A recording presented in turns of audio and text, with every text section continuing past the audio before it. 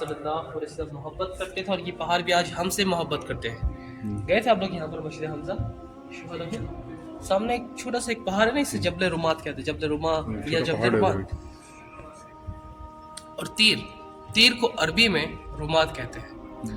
جنگ احد میں آپ صلی اللہ علیہ وسلم کے ساتھ 1000 صحابہ کا لشکر تھا، جن میں سے 300 منافق ہو گئے، باقی 700۔ تو آپ صلی اللہ علیہ وسلم صرف 700 صحابہ کا لشکر لے کر یہاں پر آئے اور خیمہ لگانے کا حکم دیا، اور 50 صحابہ کرام کو جبل رومات پہ تیر انداز کھڑا کیا، اور ان سب کو کہا جب تک میں نہ کہوں کوئی بھی نیچے نہیں آنا، اور باقی 650 میدان میں اترے۔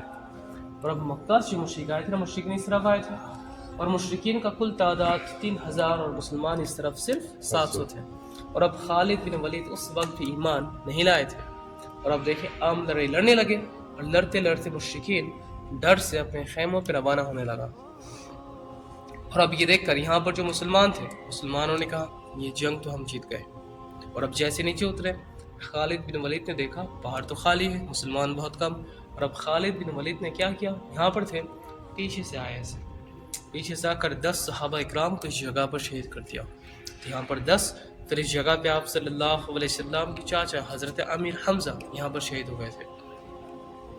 پھر مشرکین مسلمانوں کے خیموں تک پہنچ گئے، اور یہاں پہ رسول صلی اللہ علیہ وسلم کی ایک دندان مبارک، ایک دانت مبارک شہید ہوا۔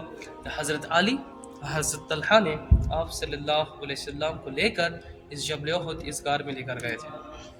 پھر مشرکین اور مسلمان جنگ لڑتے لڑتے پہاڑ کے اوپر تک پہنچ گئے تھے، اور اب مشرکین کا خیال آیا ہم اوپر تک تو پہنچ گئے، ہو سکتا ہے مسلمان ہمیں نیچے سے بند کرتے، تب تو ہم سارے کے سارے مارے جائیں گے۔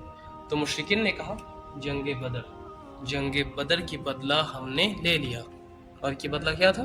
سیدنا حمزہ کو شہید کرنا۔ کیوں؟ کیونکہ سیدنا حمزہ نے عتبہ کو مارا تھا جنگ بدر میں، اور یہ مشرکین آئے تھے بدلہ لینے۔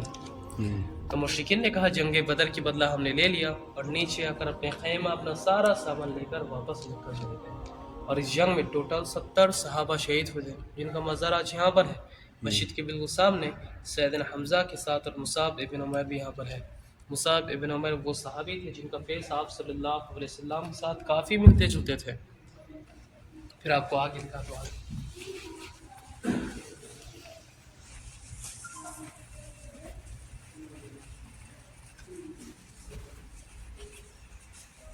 تو بسم اللہ